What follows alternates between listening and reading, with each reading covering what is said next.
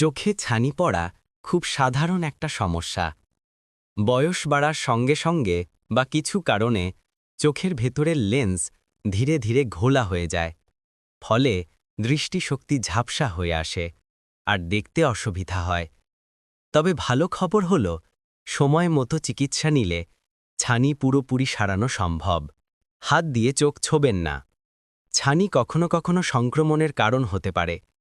হাত দিয়ে চোখ ছলে জীবাণু ছড়াতে পারে অন্য চোখে বা অন্য কারো মধ্যে। চোখ পরিষ্কার রাখুন।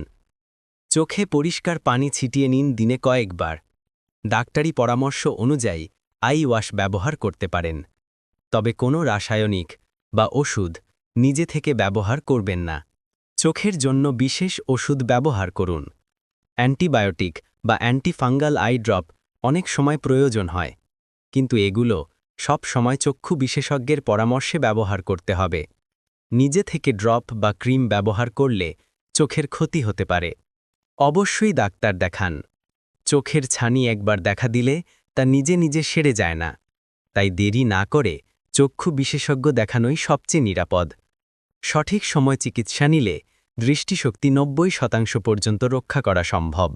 সচেতন থাকুন, চোখের যত্ন নিন, কারণ চোখই আপনার পৃথিবীর জানালা।